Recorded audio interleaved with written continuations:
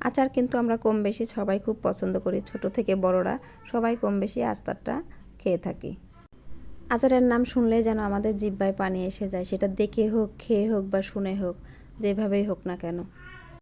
খুব লোভনীয় একটা জিনিস, যে খাবে না সেও একবার ট্রাই করবে। জলপাইয়ের আমরা টক ঝাল মিষ্টি আচার খেয়েছি, তেলে ডুবানো আচার খেয়েছি। আমরা কি কখনো জলপাইয়ের মুরব্বা খেয়েছি? যারা খেয়েছেন তারা তো জানেন, আর যারা খাননি তাদের জন্য আমার আজকের এই রেসিপিটা। আজকের এই রেসিপিটা দেখলে আপনারা খুব সহজেই জলপাইয়ের মুরব্বাটা তৈরি করতে পারবেন। হ্যালো এভরিওয়ান, আসসালামু আলাইকুম। This is Eva. Welcome back to my channel AC cooking and ব্লগে সবাইকে জানাই অনেক অনেক শুভেচ্ছা। আশা করি সবাই ভালো আছেন। আলহামদুলিল্লাহ, আমরা অনেক ভালো আছি। আজকে আমি আপনাদের জন্য করে দেখাবো জলপাইয়ের মুরব্বা। এজন্য আমি কিছু গরম পানিতে জলপাইগুলো প্রথমে হালকা একটু সিদ্ধ করে নেব 2 থেকে 3 মিনিট।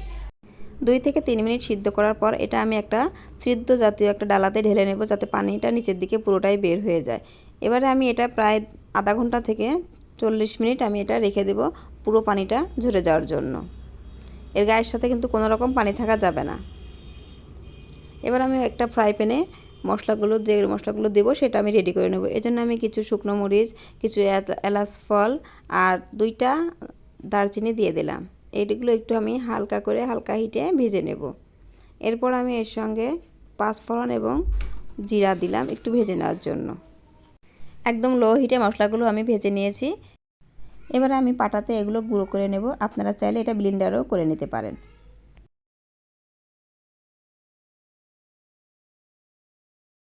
এবার যে জলপাইগুলো আমি হালকা ভাপ দিয়ে রেখেছিলাম সেগুলো একটা ছুরির সাহায্যে গাটা হালকা হালকা একটু চিড়ে দেব, যাতে মশলাগুলো এর ভিতরে খুব সহজেই ঢুকে যায় এবং জলপাইটা খেতে ভালো লাগে। এবার একটা ফ্রাই প্যানে কিছু পরিমাণ মতো একটু চিনি, একটু গুড় একসঙ্গে করে দিয়ে দেব এবং সামান্য কিছু 1 থেকে 2 চামচ আমি এখানে ভিনেগার দিয়ে দেব।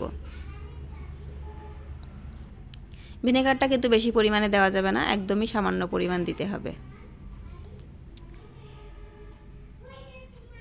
ভিনেগারটা দেওয়ালে আমি একটু হালকা সামান্য লবণ দিয়ে দেব টেস্টের জন্য।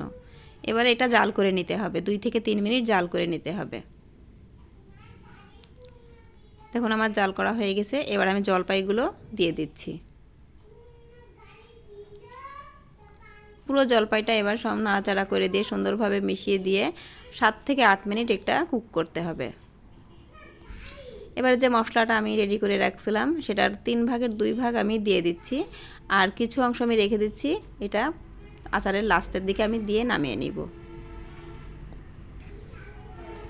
চিনি এবং গুড় একসঙ্গে যে শিরাটা তৈরি হয়েছে, এটার জন্য কিন্তু আপনাকে বারবার নাড়াচাড়া করে দিতে হবে, কারণ এতে কিন্তু কোনো রকম পানি নেই।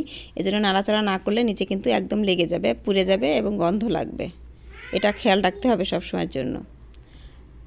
এবারে আমি যে বাকি মশলা ছিল সেটা দিয়ে দিচ্ছি, দিয়ে আরও কিছুক্ষণ নাড়াচাড়া করে নেব। এরই মধ্যে আমার কিন্তু শিরাটা অনেকটাই ঘন হয়ে গিয়েছে। এ পর্যায়ে বারবার চেক করতে হবে শিরাটা যেন শক্ত হয়ে না যায়। বেশি জাল হলে কিন্তু এটা শক্ত হয়ে যাবে, খেতে ভালো লাগবে না। জলপাইটা কিন্তু শক্ত হয়ে যাবে, নরম থাকবে না। শিরাটা একদম পারফেক্ট হয়েছে কিনা সেটা দেখার জন্য বা জানার জন্য আপনি একটা চামচে করে কিছু পরিমাণ শিরা নিয়ে তা একটু উঁচুতে করে নিচের দিকে ফেলে দেবেন। দিয়ে দেখবেন এটা সুতোর মতো উড়ে যাবে। যখনই দেখবেন এটা সুতোর মতো উড়ে গিয়েছে তখনই আপনি বুঝবেন আপনার শিরাটা একদম হয়ে গিয়েছে। শিরাটায় আঠালো একটু ভাব চলে আসবে, তখনই আপনি এটা নামিয়ে নেবেন।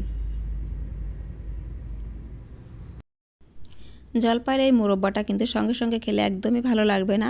এটা 20 থেকে 25 দিন রেখে তারপরে খেতে হবে, তাহলে এই মুরব্বাটার পুরোপুরি টেস্ট পাবেন। আর এই 15 থেকে 20 দিন অবশ্যই এটা বাইরে রাখতে হবে, জারে কিংবা বক্সে হোক, যেভাবে হোক বাইরে রাখতে হবে। আর ফ্রিজে রাখলে কিন্তু এটা শক্ত হয়ে যাবে, এজন্য ফ্রিজে রাখতে হলে আপনাকে 20 থেকে 25 দিন পরে এটা রাখতে হবে। ধন্যবাদ সবাইকে আজকে আমার এই রেসিপিটা দেখার জন্য। কারো যদি ভালো লেগে থাকে তাহলে অবশ্যই বাসায় ট্রাই করবেন। ট্রাই করলে নিজেরাই বুঝতে পারবেন এটা কতটা মজার এবং সুস্বাদু। সবাই ভালো থাকবেন, সুস্থ থাকবেন। দেখা হবে নেক্সট কোনো রেসিপিতে। আল্লাহ হাফেজ।